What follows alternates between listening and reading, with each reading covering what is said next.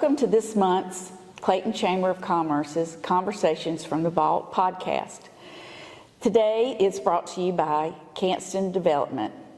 Today we're going to sit down with our Legislative and Governmental Affairs Chair, Dean Penny, and we're going to talk a little bit about business advocacy, why it's important, what in the world is the Chamber of Commerce doing in the advocacy business, and why it's important to our businesses and our investors. So welcome, glad to have you. Well, thank you for having me. Glad to have you. So I want to dive a little bit into your background. When we started this committee here at the Chamber, you were involved, and over the years you've become chair this year. What interests you in legislative and governmental affairs and advocacy?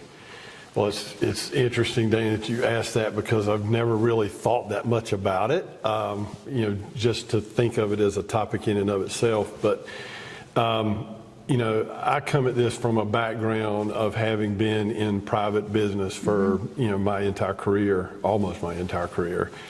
And I think about what do businesses need and what do they want? Right. They need a product or a service. Mm-hmm. They need access to clients and customers, right, and they need to have a strong ability to hire and retain and train employees. And most business owners are focused on their business. Exactly. And they don't really have the opportunity or the time to invest in staying attuned to all the factors outside of their business, right, that impact their business. Right. And so bringing this back to my involvement in Clayton, I got involved in the Chamber mostly because I wanted to get connected with the local people and people in our community. Right. What I've learned from this Governmental Affairs Committee is how much the Chamber can help do the legwork and the watching and seeing what's going on with local council, county commissioners, state legislators, federal legislators, and then alert business owners to that. Right. And so, it's like having an extension of your business out there working for you without you having to worry about it. Exactly. And we're a collective voice. Yes. So we're speaking for over 500 business owners in the Clayton area. So when we go and speak to our legislators, we're not just speaking for one individual business, we're speaking for a collective whole. Exactly, Yeah. exactly. And I think there's also a connection there, not only, with the Clayton Chambers connected to the state and the regional and the state organizations. And so there's a lot of weight that can be taken, I think, particularly at the state level, the state legislators are going to listen to an organization that's representing Correct. Broad spectrums of businesses. Exactly. So. And not only do we have your local chambers, we have our state chamber that is right. is speaking as the business community as a whole across the state, which is a good thing. Why do you think it's important for the Chamber of Commerce to have a voice in legislative issues? Well, I go back to what's important to a business, and I think the chambers, part of maybe the main mission is being able to advocate for local businesses, and I look at what businesses need, and there's all kinds of legislation, both at the local and particularly at the state level, that can impact things that impact a business's ability to function and operate. That's correct. Things like funding for, like here locally, our workforce is greatly impacted by the number of graduates we can put out of Johnston Community College. That's right. And how are those graduates going to be ready to step in and actually be productive in businesses? And so I think things like the programs that the Chamber has gotten engaged in, Launch JOCO and some of those kind of, the Workforce Development Center, are things that needed funding at both at the state and the county level, and I think the Chamber's done a great job of going and advocating for that. And that's going to provide resources to employees for local businesses for years to come. I agree. So let's talk a little bit about, we just don't walk in the door and say, hey, we need some funding, right? You know, Right. we have to spend time cultivating relationships. Yes. And cultivating, you know, just building that network with our elected officials on the local, on the county, and on the state level, and sometimes federal level. Right. And we've been very fortunate to do that here at the Clayton Chamber. So what are some of the ways that we're building those relationships with our elected officials here?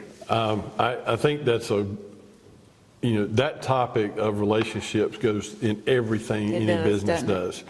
And I learned a long time ago, you're only going to be as good as the people you're surrounded with. That's true. And creating that network, both from a personal and a professional level.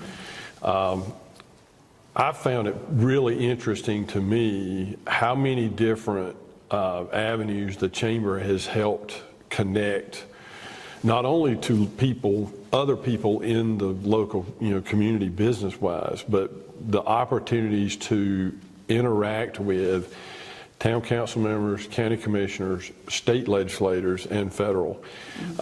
And all you got to do is show up.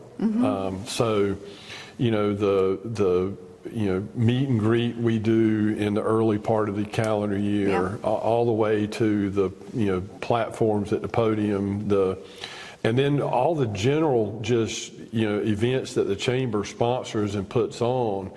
Many times, particularly our council and our commissioners are there. Right, they are. And so, it's not hard. Just show up, and you get the one-on-one opportunities. Right. And from that, you build relationships. When you're building relationships, you build trust. Exactly. And the other thing I have learned through this process is most decisions are not made when they're sitting on the bench and voting. It's already been made. It's already been made. And you need to be in those one-on-one discussions with these people ahead of time. And then the vote is, Exactly. So you mentioned our elected officials reception, and that is at the beginning of every year. And we offer opportunities for our business leaders to come and have a personal conversation, and they all show up, which means it's of value to them.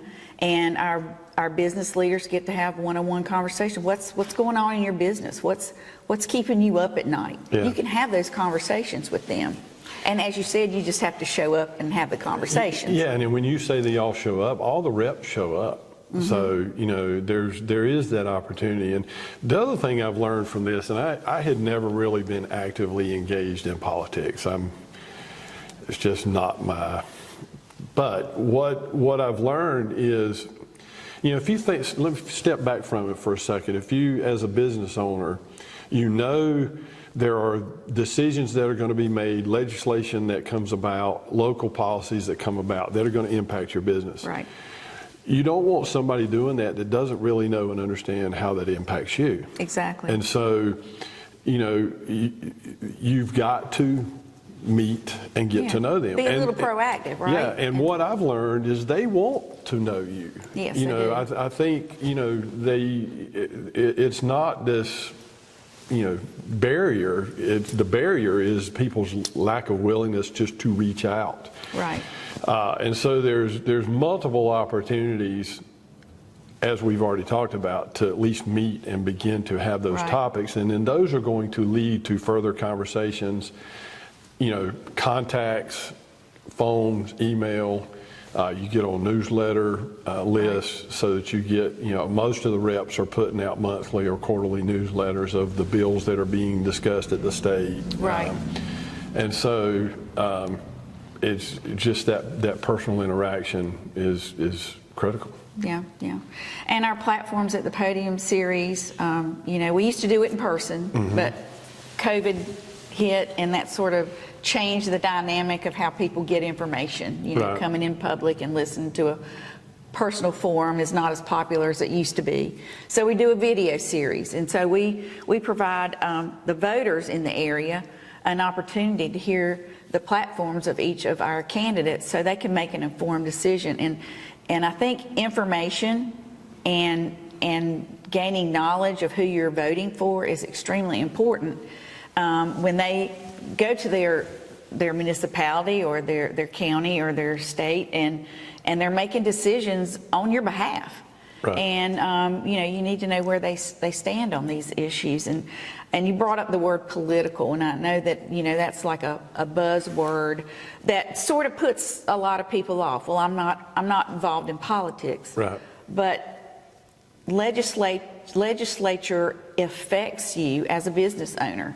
Absolutely. So you need to be informed about Right. what's going on. Right. And I feel like it's extremely important that you are aware of that.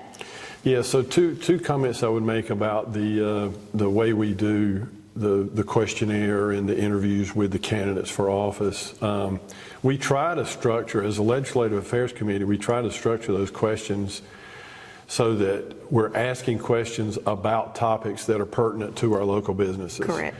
And so one way that businesses can get engaged is if they'll become engaged in the chamber and let the Legislative Affairs Committee know these are the topics that I'm interested in. Yes. We can build that into those questions. Exactly. And then the way we're doing it now, where it's not in person, does allow more flexibility for people to watch those videos on their own time. That's right. So I think we're trying to be more accessible. Yes. So. Yep. One of the things that I think that we talk about in the chamber industry a lot about telling our story and getting this information out there. And this is one of the areas that I'll have to admit that we don't do such a great job in letting our investors and the public know that we are advocates for them and we are working for them, whether they're a member of the chamber or not. Right. And so I'm really glad that you agreed to be on the podcast to talk to us about this. So we're getting ready to go to Raleigh. Yes, we are. I like to say Barney goes to the big city. Anybody knows what Barney is, anymore. But every year we develop, our legislative committee develops an agenda of some important topics that we feel like affect the business community and the residents as a whole here in the Clayton area and Johnston County. So can we talk a little bit about that, our legislative agenda and what we're doing when we go to Raleigh? Absolutely. So I'm gonna take it in reverse a little bit. Okay. I think. What we try to do is at the beginning of the legislative session each year, we take a contingent of people from the chamber and actually go to Raleigh and meet with all of the representatives for the Clayton and Johnston County community. So we have all the House representatives and our senator in one meeting. Right. And it gives us an opportunity to go through some of the key topics that are on everybody's mind, Right. and just reiterate what that importance and how that's going to impact our community. And there's usually a lot of side conversations going on ahead of that meeting, these one-on-ones. Sure. But it is one more touch point to reinforce and also to hear directly from them, from the representatives, what they see happening within that year's session. Right. So I think it's just a really good additional touch point for both the representatives and our local community to be able to have that interaction. The agenda, our Legislative Affairs Committee tries to put together a list of the top 3, top 5, sometimes it might be 6 or 7 topics that we think are going to be critical in that particular calendar year. And, I was thinking about, okay, how do we come up with these topics? And it comes back to me, again, what's important to the businesses. And when I think about all those things I listed out that are important to businesses, every business needs us. We need our community to have as good a transportation system as possible so that people can get here, they want to get here. Right. And so that's not an issue. We obviously, to do any development work, we've got to have water and sewer. Yes. So transportation and water and sewer projects are often high on our list, particularly at the state and federal level. Correct. That might be less so at the local and county level, but particularly at the state level, you'll see us focus on acceleration of, widening a 42 project, or, getting the Ranch Road extension funded and built. So those are two examples. And then water and sewer funding projects to help keep our community, viable. Yes. But then also, I think we've also focused some time on what are things that might impact our business's ability to hire and retain people. And one of the things that keeps coming up year after year after year now is just the cost of health care and how employees can stay employed and then still put their children in I said health care and daycare, put their children in daycare. Yeah. And so there's initiatives even at the state level now about how to help fund daycare and give assistance to that to make it more affordable for people that are having to work. So that's just another example of some of the kinds of thinking that we try to put into this legislative agenda. Right, right. Well, I think it's a very thorough agenda, and we only have a short amount of time. We can't cover everything, but one of the beauties of our Legislative and Governmental Affairs Committee is that we started asking our elected officials on a rotational basis to come to sit in for the first hour of our committee meeting so that we can have those continual one-on-one conversations. Talk a little bit about why that's important. I think that was probably one of the biggest benefits I saw early on in one of the decisions we made as the Legislative Affairs Committee is we wanted to continue to create opportunities for communication both ways. And particularly at the local or town level and the county level, but we've even incorporated the state representatives into that rotation. And again, I think it is another way that our committee and the chamber is creating more, building the relationship more, building more trust, but opening the lines of communication between our businesses and our representatives. Because things change, topics change. One thing gets higher as a priority on a topic, right. and they need to hear that from us, and we need to hear from them what's going on. Right, right. I agree. So let's talk a little bit about how can, and we touched on it a little bit, but how can our investors and the business community get involved in the advocacy work? Well, number one, being a member of the chamber, because the chamber is working for you. And then I think, going one step further, being involved on the Legislative Affairs Committee puts you front and center. It's going to provide opportunities for those, for more knowledge of hearing what's going on. But even without being on the Legislative Affairs Committee, there's plenty of opportunity that the chamber provides for people to attend events, the receptions, the roundtables, watching the communication that comes out of the chamber, so that you're aware of the topics that are being, that are on the table for discussion. Right. So I think there's lots of those opportunities that are there for you if you're just willing to, step in and take advantage of them. Exactly. And, as I said before, we need to be a little bit more but communicate more this to our businesses. So we're going to develop a piece in our newsletter about business advocacy and start reporting on things that we hear, bills that are coming up, issues that we think businesses need to know about, because I think that's important that we begin to start communicating that more and more. Well, and I think just coming from my perspective, I think, there's probably a lot of topics that the business owners hadn't really thought much about. Yeah. They just know it's a challenge for them. Exactly. And they don't really have the time to think about how our local reps or our state reps might be able to help and assist in that. Right, And that's one of the things that the chamber can do, is step in and be an extension of the staff of the business. Exactly. And they want to talk to the business owners, as we Yeah, talked about they do. before. And we've They had do. people reach out to us and say, I'm having this problem, and I need to get connected with Representative White or Senator Sari. And we make the connection. Yeah. So we're here to help. Yeah. If you have a problem, or we can make those connections because we've built those relationships, and we can do that.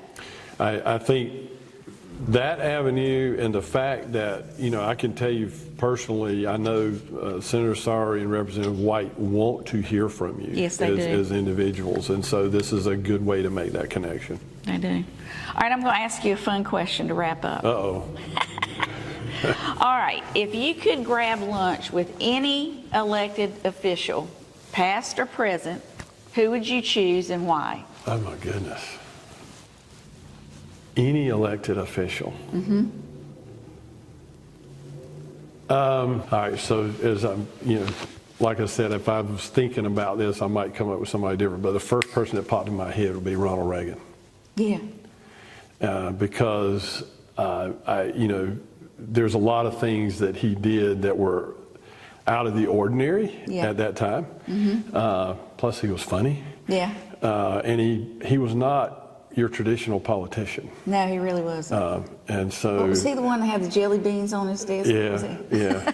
He also had, and this didn't pop in my head until you said that, he had a little plaque or sign on his desk that struck a chord with me. Mm-hmm. And I got to go see his presidential library when I was out in California years ago, yeah. Which was awesome. Yeah, if you ever get a bet. chance to go, it was awesome. But that little plaque, basically it was a little sign that said, it's amazing what can be, I'll paraphrase here, it's amazing what can be accomplished when you don't care who gets the credit. There you go. And that struck a chord with me. Struck a chord with me. That's amazing. Yeah. I didn't know that. Yeah. Yeah. Well, thank you for being a guest on our podcast. I appreciate you sharing what we're doing here and advocacy work at the Chamber, and hope you have a great weekend. Well, you too, thank you for having me, and I appreciate all the Chamber does. All right, thank you.